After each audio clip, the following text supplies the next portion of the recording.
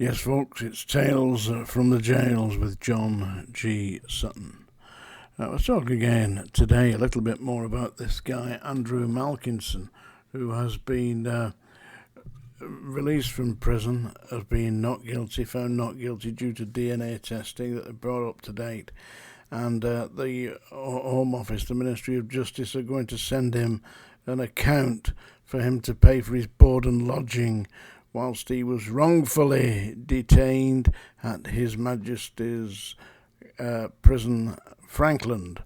And basically, Rishi Sunak, the Prime Minister, is now intervening and saying, whoa, hold on a bit, this is definitely wrong. Well, goody, Prime Minister, you've got that one right, because it is an absolute insult to the integrity of the system that you charge somebody for their keep when you have improperly, unlawfully, and completely without consideration to the fact that the man might be innocent, held him under lock and key for 17 years, and now that he's been released and proved that he is a completely innocent man, now you want to charge him for his board and lodging.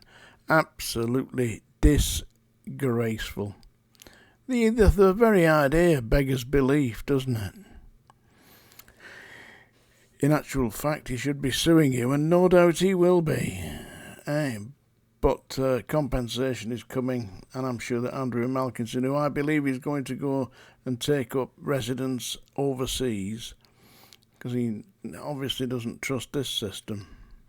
There's a problem with this system, they get an idea, the police get an idea that you're guilty, and that's it. They stick you up for it. I mean, you've got to only look, people, look at the case, go on Google and type in Stefan KLITCHCO. He was a completely innocent man. Impossible for him to have committed the crime that he was convicted of, because he was completely impotent. Yeah, he couldn't do it. And they never checked this, and he was quite obviously intellectually impaired. Stefan KLITCHCO. Yet the police stuck him up there and got him convicted. I don't know how many years he did, but he did a great deal of time in prison and was eventually released as completely exonerated. It could not have been him. And they could have checked that right at the start.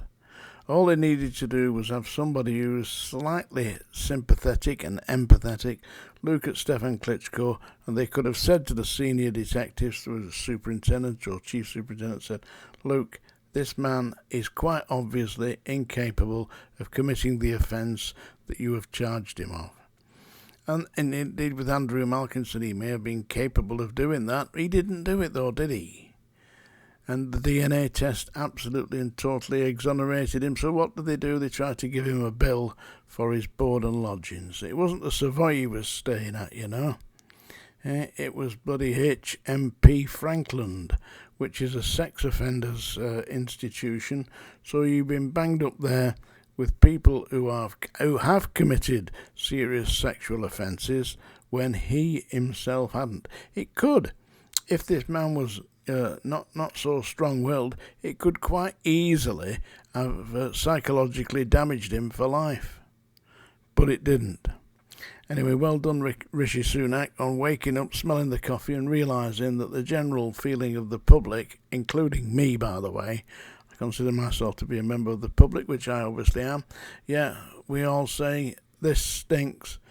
The Ministry of Justice needs to grow up and start treating people in this country with a little bit more respect than it is currently doing. So that's my little moan for today. As for Gary Glitter living in conditions of absolute luxury, that shithouse, interfering with little children. Where was he? Imprisoned in Vietnam, and he bribed everybody with money. That's what he uses it for.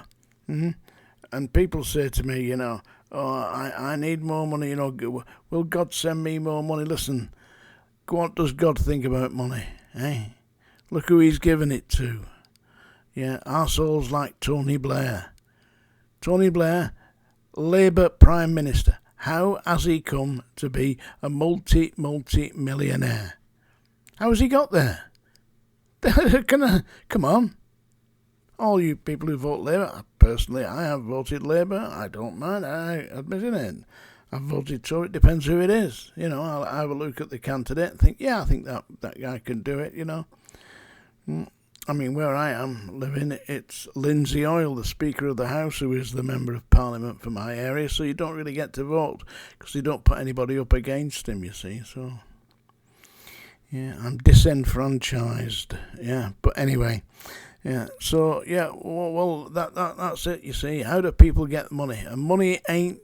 There's good money and there's bad money. And gambling to me is bad money. Yeah, bad money. You get gambling money, you just can't keep it. I never gamble. Don't gamble. Don't like it. The last horse I bet on was called Red Alligator. It was the Grand National in 1968. It won at 16-1. I think I had £2 each way on it. And I won what was a lot of money then. A lot of money. It was like a week and a half's wages, 2 weeks' wages. But that's the last horse I backed. I never backed another one, never put any money on another one at all. So, bookies, I'm ahead. Yeah, but one of the very few people that are. All the people that tell you about all the gambling and we had to win. You can't win. You can't win. No chance. Anyway, I think it's that time of day, folks. That's the song dinger. Yep, grab your kilt, Paula. It's time to dance. Are you ready, Catherine? I haven't heard from Larry the Goat. Heard from him a bit. I've not heard from you for a bit, Larry. Bob the Bob. Bob's disappeared. Where's Bob the Bob? Anyway, here we go. I'm going to sing you a song here. I think it's going to sing you a song. Anyway, I'm going to try and do it. Yeah.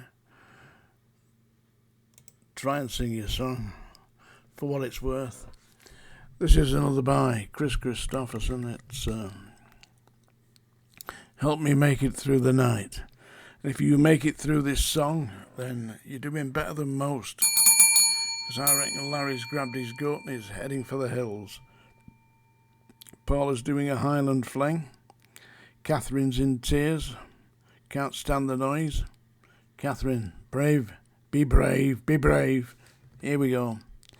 Take the ribbon from your hair, shake it loose and let it fall. Lay it soft against my skin, like the shadows on the wall. Come and lay down by my side till the early morning light. All I'm taking is your time.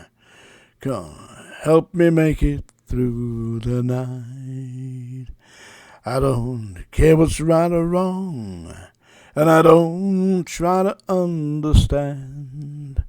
Let the devil take tomorrow. Lord, tonight I need a friend. Yesterday is dead and gone, and tomorrow's out of sight, and it's sad to be alone. Yeah, help me make it through the night. I don't know what's right or wrong, I don't try to understand. Let the devil take tomorrow. Lord, tonight I need a friend.